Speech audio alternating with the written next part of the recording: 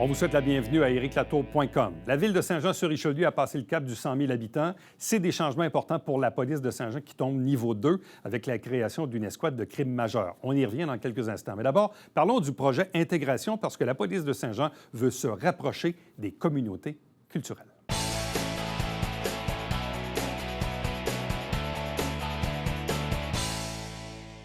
Comme à chaque année, au mois de mai, c'est la semaine de la police du 14 au 20 mai et la thématique cette année, mieux se comprendre, la police et le citoyen. Parlons de ce fameux projet Intégration qui va s'appliquer dans les prochains jours et prochaines semaines avec le directeur du service de police de Saint-Jean-sur-Richelieu, Stéphane Bélanger. Bonjour et bienvenue. Bonjour, merci de me recevoir. Ça fait plaisir. Est-ce que c'est une nouvelle approche qui est à l'ère du temps? C'est-à-dire que on parle de culture policière, de mieux se comprendre, plus facile pour agir ensuite. Donc, la thématique se porte bien, disons, avec l'ère du temps. Bien, effectivement, je pense qu'on est à l'ère, justement, que nos policiers puissent être bien outillés pour travailler avec tous les citoyens. Donc, tous les citoyens, évidemment, ça inclut les gens issus de communautés culturelles. Et ici, à Saint-Jean, on a quand même une communauté, je dirais, pour la grandeur de ville que l'on a, quand même imposante, 4200 personnes issues de communautés. Vous savez, depuis la pandémie, des gens ont fait appel à l'étranger pour différents domaines d'activité, notamment les infirmières préposées aux bénéficiaires, ce qui a amené autour de 300 personnes ici à Saint-Jean depuis environ la dernière année et demie. Ah, ouais. Oui. Mais vous qui êtes issu du SPVM, ou évidemment, à Montréal, on le sait, les communautés culturelles, ça fait partie, évidemment, des interventions journalières. Là, on est sur la Rive-Sud. Même nous, les citoyens, des immigrants, on en voit plus qu'on en voyait, puis probablement que ça va aller en grandissant aussi. Donc, c'est le signe du temps. Puis pour vous, à la police, c'est important que les gens comprennent bien ce que vous faites, parce que tout dépendamment du pays d'où on vient, des fois, la connotation policière n'est peut-être pas toujours la bienvenue, disons. Exactement. Ouais. Et vous touchez un bon point. D'ailleurs, le projet Intégration, le slogan, si on veut, c'est « bien se connaître pour bien se comprendre ». Alors, on a fait venir quelqu'un de l'ANCRE. L'ANCRE est un organisme qui travaille beaucoup avec les gens de communauté. Donc, c'est un partenaire important pour nous et on travaille en grande collaboration. Ils sont venus rencontrer tous les policiers lors des rassemblements il y a 1 an et demi environ, pour voir qu'est-ce que l'ANCRE pouvait offrir comme service à la population dite immigrante ou de communauté culturelle. Et une nouveauté depuis 6 mois, donc dans les 3-4 derniers mois, on a fait former l'ensemble de nos policiers sur la diversité culturelle. Donc, quelqu'un de l'ANCRE qui a une formation adaptée est venu former l'ensemble de nos policiers et vraiment, là, au niveau policier, expliquer comment ils peuvent aider nos patrouilleurs sur le terrain quand ils font face à des familles démunies qui ont besoin d'assistance. Alors, ça vient nous donner une carte de plus dans notre jeu pour justement aller livrer le service aux citoyens adapté à la clientèle qu'on dessert. Qu'est-ce qu'on montre aux policiers au juste dans ce genre de formation?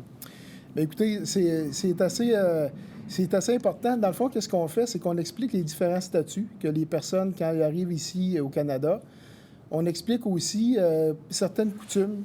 Vous savez, dans certaines nationalités, les gens, lorsqu'ils donnent la main, pour eux autres, de regarder dans les yeux, c'est vu comme étant un affront. Ouais. Alors, quand on comprend un peu les coutumes, c'est plus facile pour le policier de voir comment il peut intervenir puis adapter son service en fonction des gens avec qui on côtoie au quotidien. Vous avez aussi tout le volet formation. Donc, plus on est formé, plus on détient de l'information, plus on a de chances de donner le meilleur service qui est adapté là, à nos policiers en fonction du citoyen qu'on dessert.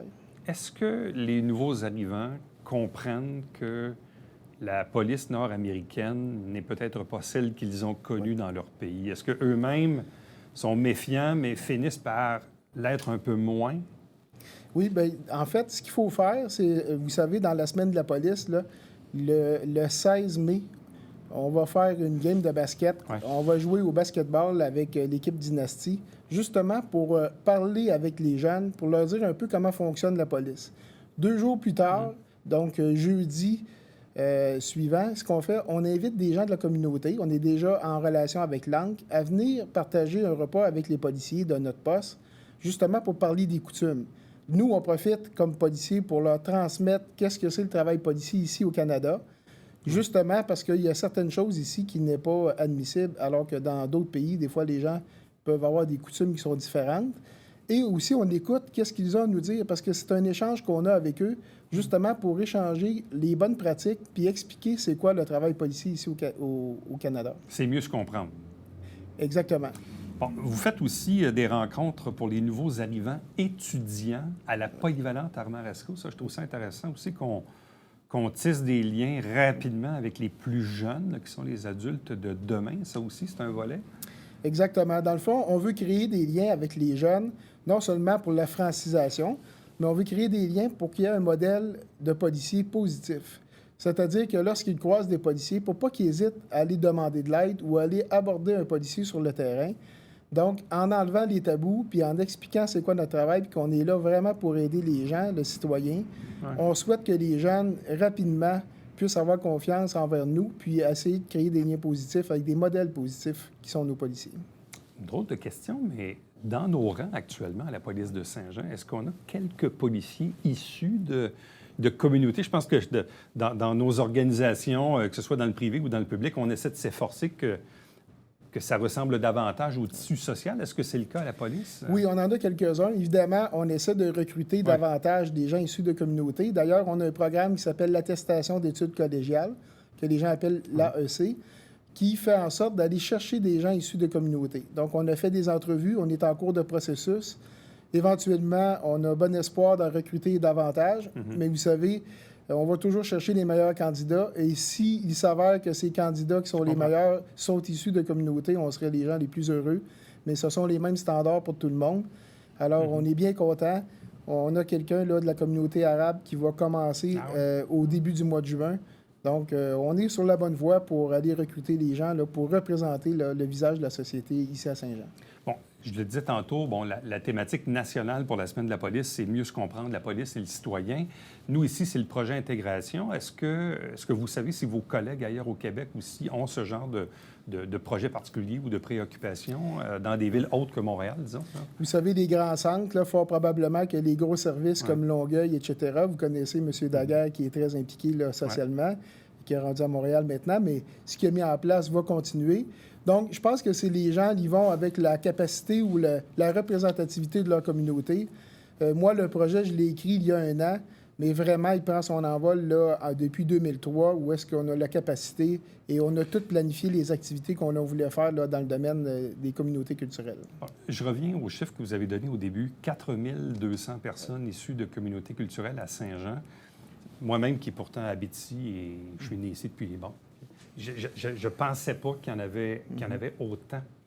Vous-même, quand vous avez présenté ce projet-là à vos propres policiers, est-ce qu'ils vous ont dit « Ah oui, est-ce que c'est nécessaire? Est-ce qu'on a autant? Est-ce que vous les voyez sur le terrain? » Bien, écoutez, je pense que les gens, d'en parler davantage, je pense que ça fait en sorte que les gens les voient de plus en plus et de leur donner des outils pour les côtoyer puis de savoir comment on peut les aider. Je pense que les policiers, ce sont des gens professionnels. Alors, à mesure qu'ils voient que les gens issus de communautés ont besoin des services policiers, ils vont être présents. Mais qu'est-ce qui vous a motivé à préparer ce projet-là? Est-ce que vous-même, vous sentiez qu'il y avait un besoin quand vous êtes arrivé? Bien, en fait, quand j'ai commencé ici là, au mois de novembre 2021, rapidement, en janvier, donc dans les mois suivants, j'ai écrit 4 projets. Un qui s'adresse aux personnes âgées, un autre pour le volet jeunesse, également le volet sécurité routière, le projet cohabitation. Et ça m'apparaissait essentiel de faire un projet qui touchait les communautés culturelles, justement pour aller bien informer nos policiers. Et évidemment, c'est une communauté qu'on doit s'attarder parce que ces gens-là ont des besoins. Tout à fait. Et là, outre la partie de basket, la rencontre des jeunes à Rasco, souper, causerie, avez-vous d'autres activités aussi durant ces semaines-là? Oui, en fait, il y a le recrutement. Donc, on veut s'associer avec la Ville. On est en démarche, justement, pour faire des ateliers carrière. Parce que souvent, c'est des gens qui arrivent ici avec des formations dans un domaine très pointu. Alors, comment on peut aider ces gens-là? Puis pourquoi pas profiter de l'occasion pour parler du travail policier, pour essayer d'inciter des gens. Ce ne sera peut-être pas dans les premiers arrivants, mais évidemment, les enfants qui vont grandir ici pourraient avoir un modèle positif là, de métier qu'ils voudraient occuper. Donc, on fait aussi des rencontres là, qu'on appelle des pauses, causeries, pour lesquelles on va inviter des gens de la communauté au poste et inviter des policiers à tour de rôle, entre des appels, à venir jaser avec les gens de la communauté pour leur présenter qu'est-ce qu'on peut faire pour eux, qu'est-ce qu'on peut faire pour les aider et écouter les gens, qu'est-ce qu'ils ont à nous dire. Donc, l'organisme LANC est notre porte d'entrée pour l'ensemble des activités. Eux autres sont en relation au quotidien avec les gens de communauté, alors on forme un bon partenariat avec eux, c'est ce qui nous facilite la vie grandement. Stéphane Bélanger, directeur du service de police, merci beaucoup. Restez avec nous, puisqu'au retour, dans quelques instants, on va continuer, mais on va parler aussi du changement de statut du service de police et de la nouvelle unité, entre autres, sur les crimes majeurs. Donc, restez avec nous. On vous revient après ceci.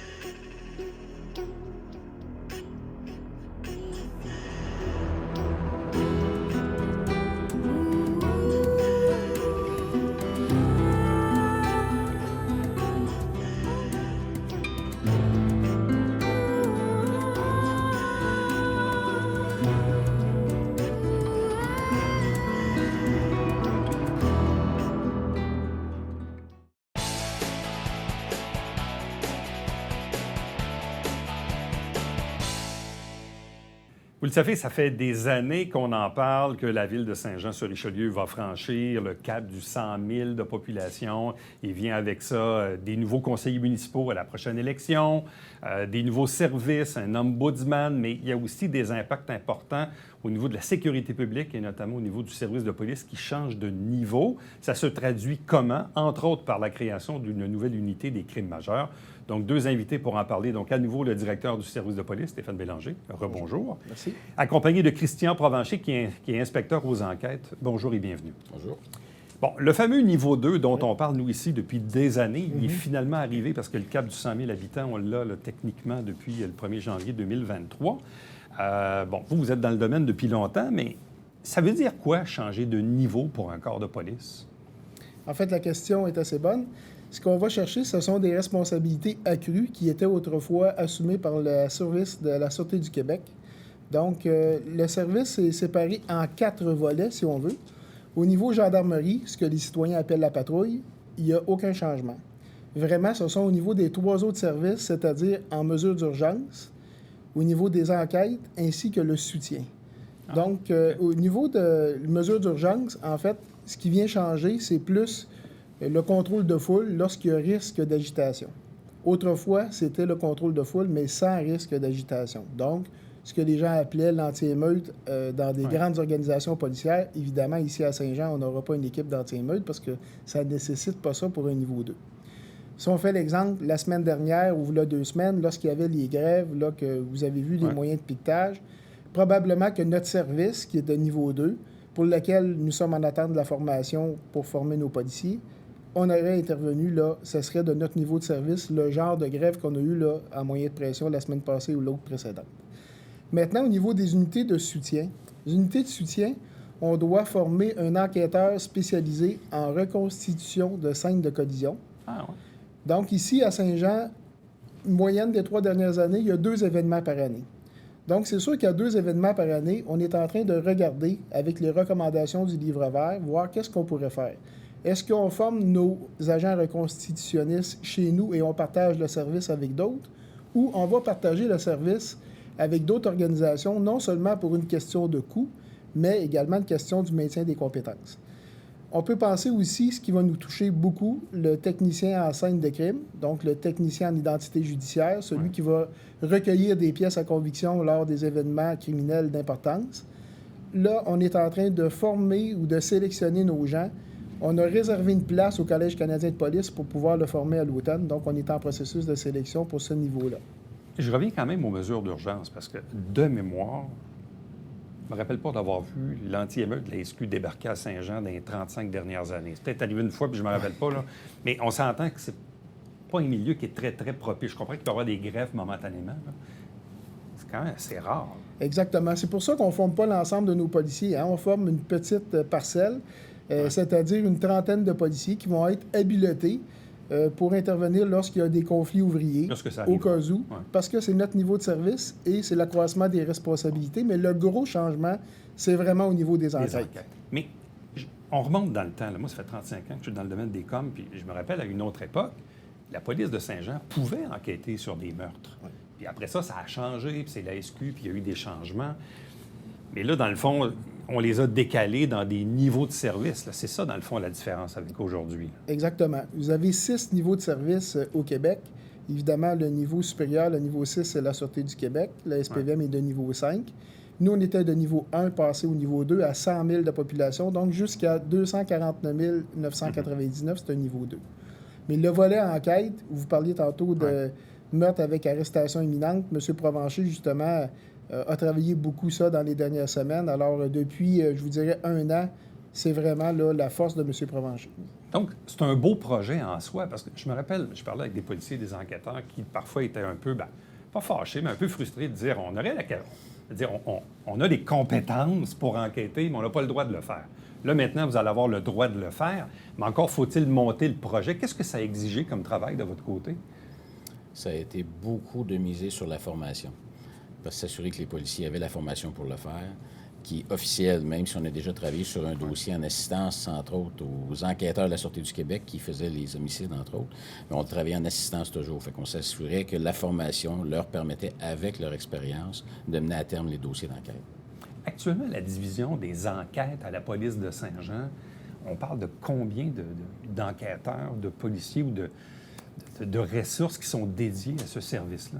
La division des enquêtes criminelles au complet comporte 35 personnes. 35. On a 18 sergents détectives, on a 8 agents, on a 2 lieutenants détectives, on a l'identité judiciaire, la liaison pour la cour. Donc, le total de l'unité, c'est 35 personnes. Et le 35, est-ce qu'il inclut la nouvelle unité? Absolument. Maintenant. Inclus, tout à fait. Bon. Et cette nouvelle unité-là, c'est quoi sa proportion dans votre département, dans votre service? Bien, l'unité des crimes majeurs, c'est 5 enquêteurs. Il y a 5 sergents détectives affectés à l'unité des crimes majeurs. Que vous avez embauché récemment? C'est un ajout de 2 enquêteurs au total, mais on a séparé les unités. Donc, on a les crimes généraux et les crimes majeurs qui ont été séparés. Donc, on a 11 sergents détectives affectés aux crimes généraux, puis on en a 5 qui sont affectés aux crimes majeurs. Bon. C'est pas tous les jours qu'un service de police doit changer ou créer une nouvelle unité. C'est quand même nouveau.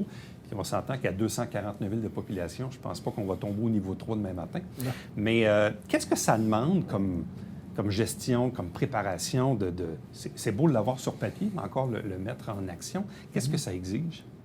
Il y a beaucoup de demandes qui doivent passer par nos élus municipaux qui ont collaboré à 100 % à notre projet. En fait, moi, j'ai été engagé en novembre 2021 avec, dans mon contrat, de mettre en place le passage au niveau 2.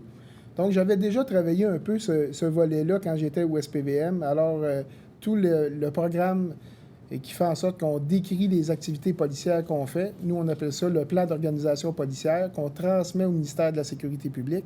Donc, il y a énormément de demandes d'approbation, tant au niveau de la ville que du ministère de la Sécurité publique, mais c'est majoritairement relié à la sélection, à la formation des gens et de s'assurer de faire le pont avec l'École nationale de police, qui est l'organisme qui forme nos policiers pour ce type d'enquête ou ce type de responsabilité accrue qu'on va chercher. Là, de ce que je comprends, évidemment, le souhait aurait été d'être effectif le jour 1, le 1er janvier 2023, sauf qu'en même temps, ça ne se fait pas toujours en claquant des doigts. Il y a des délais aussi, je pense, pour les formations. Est-ce que là, l'unité est pleinement fonctionnelle ou s'il vous manque encore des petits morceaux? Au niveau des crimes majeurs, elle est pleinement fonctionnelle présentement. Parce qu'on le sait, récemment, il y a eu un meurtre sur l'avenue des Pins, là, aux limites de Saint-Luc et de la Prairie. Avez-vous eu à demander quand même l'aide de la SQ ou si vous avez pu le faire de manière autonome à 100 %? Pour ce qui est de l'enquête, 100 % a été faite au niveau des enquêteurs de Saint-Jean-sur-Richelieu avec les policiers, mais la partie technicien en scène de crime, étant donné, comme on a mentionné plus tôt, que la formation est à venir, on a eu l'assistance de la Sûreté du Québec. Donc, c'est une question de temps, dans le fond, là. Exactement. On est content, on est fiers. Hein? On est fiers de nos enquêteurs. On a de bons enquêteurs. On est fiers de leur donner l'opportunité de grandir dans l'organisation. Puis le technicien en scène de crime, dans le fond, on fait juste attendre notre place pour pouvoir les envoyer à la formation qui se donne à un endroit seulement, au Collège canadien de police à Ottawa. Donc, on est en train d'écrire comment on va faire le recrutement, le processus de sélection rigoureux pour choisir les bonnes personnes. Et ce qui va nous amener là, à choisir 2 techniciens en scène de crime qui va nous amener à être complètement autonomes pour ce genre d'événement. Ça, vous en avez pour quelques mois, j'imagine? On pense, si la fonction, si on a les places pour former nos gens entre 6 et 9 mois. 9 mois. Bon. Quand on parle de crimes majeurs, là, puis là, je reprends la liste parce qu'il y en a 16 types d'enquêtes aux crimes majeurs. On parle de meurtre, évidemment, tentative de meurtre, incendie mortel, vol qualifié dans une banque impliquant le transport de valeurs, fraude commerciale ou immobilière. Donc, c'est quand même des secteurs qui sont nouveaux. Parce que souvent, en fait, ce que je veux dire, c'est que les citoyens appellent le service de police local. C'est vous autres, après, qui normalement transfériez à la SQ. Ce que vous aurez plus l'obligation de faire maintenant, là. C'est ça la différence. Exactement. C'est beaucoup la différence. Il y a certains dossiers qu'on va toujours travailler en collaboration avec la Sûreté du Québec en fonction de la région qui est couverte par le crime ou autre. Mais les enquêteurs qui étaient formés pour faire des fraudes de plus petite envergure, maintenant vont faire la fraude avec, comme on parlait de fraude commerciale ou fraude immobilière et autres. Fait que là, ils les prennent en charge complètement maintenant. Bon. Il doit y avoir un élément de fierté aussi au travers de ça, d'être autonome. Là. Je comprends que la SQ peut nous aider, puis c'est correct, on comprend le principe, mais il doit y avoir un élément de fierté que le service de police soit maintenant ait cette capacité à servir. On est fiers. C'est surtout qu'on a la capacité et on offre l'opportunité aux gens à l'interne de se développer. Moi, je pense que le citoyen de Saint-Jean est toujours gagnant quand on fait nos propres enquêtes chez nous. Puis pour le citoyen, de voir que nos policiers se développent, ils vont acquérir de nouvelles compétences, de nouvelles responsabilités. C'est la même chose pour les élus, hein? Les élus, lorsqu'ils nous ont donné le mandat, étaient fiers de faire partie de ce projet-là pour le service de police. Et on a de bons policiers à Saint-Jean. Alors pourquoi ne pas en profiter pour les développer chez nous? Et le travail de collaboration, qui, disons-le, est encore excellent avec la Sûreté du Québec, va quand même continuer dans d'autres domaines d'activité, là. Bon, au-delà du fait qu'on a évidemment du nouveau personnel associé à cette unité-là, est-ce qu'on est à même de quantifier le nombre d'enquêtes additionnelles que ça va vous demander dans une année normale d'opération? Bien, probablement pas maintenant, parce qu'on a débuté le 27 mars dernier. Donc, dans quelques années, on va sûrement être en mesure de pouvoir dire qu'est-ce que c'est l'année supplémentaire en enquête, en dossier, nombre de dossiers, quantité. Parce que, bon, encore là, je reprends mon exemple des mesures d'urgence tantôt. Bon, des meurtres, il y en a, mais il n'y en a pas 20 par année à Saint-Jean, on s'entend, là. Donc, même chose pour des fraudes, je présume qu'il y en a, mais en fait, l'impression que j'ai, c'est que, tu sais, on vient de passer le cap du 100 000, mais je veux dire, quand on était à 99 000, il n'y avait pas plus de crimes ou moins de crimes. Je veux dire, on change de statut, mais dans les faits, c'est une notion de responsabilité, si on veut, là. Exactement. Dans le fond, ce qu'il faut savoir, c'est que depuis le 27 mars, on est autonome en enquête niveau 2. On a déjà 4 événements qu'on est rendus. Là, évidemment, celui le plus connu, c'est le meurtre avec arrestation imminente, mais il y a d'autres événements qui se sont produits, notamment en fin de semaine. Mais ce qu'il faut savoir, c'est que ces enquêteurs-là, lorsqu'ils n'ont pas d'enquête à faire de ce type d'enquête, vont donner un coup de main et aller faire d'autres types d'enquêtes. Aussi. Donc, ils vont collaborer comme ils le faisaient auparavant dans les enquêtes qu'ils faisaient pour agression sexuelle, pour des violences conjugales. Alors, ce sont des enquêteurs qui sont formés, qui ont des formations spécifiques et pointues, mais qu'on va continuer d'utiliser pour d'autres types de crimes quand même, là. Et ça veut dire qu'au final, vous avez plus d'employés. On a engagé, dans le fond, si on veut, 3 employés de plus pour le volet enquête, mais on a fait une restructuration à l'interne du module d'enquête, justement pour se donner la capacité et la robustesse de faire face à nos nouvelles responsabilités. Bon, je reviens au volet formation, parce que j'ai l'impression que c'est la clé de l'affaire. C'est qu'évidemment, les policiers doivent être formés de manière standard, je présume. Bon, même si on pense avoir les compétences ou les connaissances. Ces formations-là, là, pour les crimes majeurs, ça comporte quoi? Qu'est-ce qu'on montre aux policiers, au juste? C'est pas une formation, mais plusieurs formations qui vont acquérir pour pouvoir mener à terme les dossiers. On va parler de la formation en agression sexuelle, abus physique d'enfants. On va parler de négociateurs, interrogatoires vidéo de suspects. On parle aussi de la formation crime majeur qui se donne et à Ottawa et à l'École nationale de police. Alors, c'est toutes ces formations-là qu'ils vont chercher. Bon. Et parce que souvent, au Québec, on pense qu'il n'y a que Nicolet, là, à l'École nationale de police. Mais à Ottawa, qu'est-ce que c'est au juste comme lieu de... C'est le Collège canadien de police. Donc, ils offrent des formations parfois qui sont données exclusivement chez eux et parfois qui sont données également à l'École nationale. Donc, dépendamment de la disponibilité ou du type de formation qu'on a besoin, bien, on peut faire affaire avec les deux endroits. Et ces formations-là sont essentielles au travail policier, M. Provencher? Absolument. C'est totalement essentiel. Ça donne la base pour, par la suite, utiliser ton expérience puis faire ton enquête avec la formation de base que tu as pu obtenir. Est-ce que vous avez eu à recruter à l'extérieur ou si finalement vous avez réussi à remanier vos troupes? Aucun recrutement à l'extérieur. Tout le monde était à même le service de police de Saint-Jean. Quand même, Oui. quand même. Le seul qu'on a recruté à l'extérieur, c'est M. Provencher, Oui, c'est ça, qui j'ai était au pensé. crime majeur au SPVM. Alors, on a vraiment la bonne personne au bon endroit. On a choisi le chef d'orchestre en conséquence. Alors, M. Provencher est vraiment au bon endroit. Là. Vous étiez où au SPVM auparavant? Aux homicides, au crime majeur à Montréal, oui. Bon. Et qu'est-ce qui fait que vous avez changé de place finalement? Je suis revenu aux sources à la maison. Je demeure dans le secteur ici, moi aussi. Puis c'est ça. J'ai débuté ici, ma carrière étant plus jeune. Oui, je sais. Et je suis de retour dans la région. Donc, c'est vraiment... Non, mais c'est intéressant parce que, d'une part, bon, connaissance de la région, c'est toujours intéressant aussi.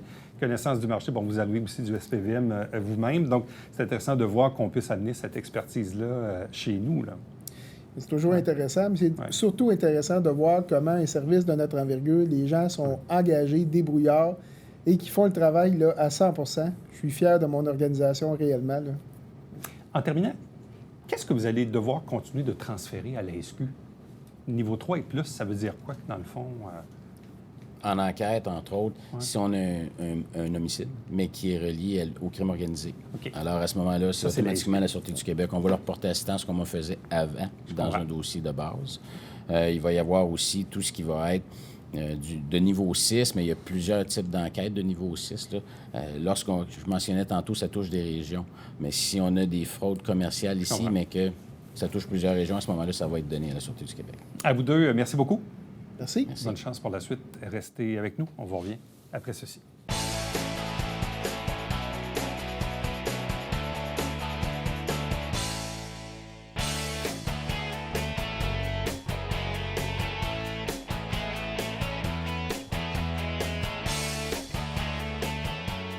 La fête des voisins est de retour à Saint-Jean-sur-Richelieu. Ça va se tenir le 3 juin, donc c'est dans quelques semaines. Si vous désirez obtenir des renseignements, savoir comment ça fonctionne et si vous pouvez inviter vos voisins à festoyer dans le quartier, allez tout simplement sur le site Internet de la Ville. À demain. Bye-bye.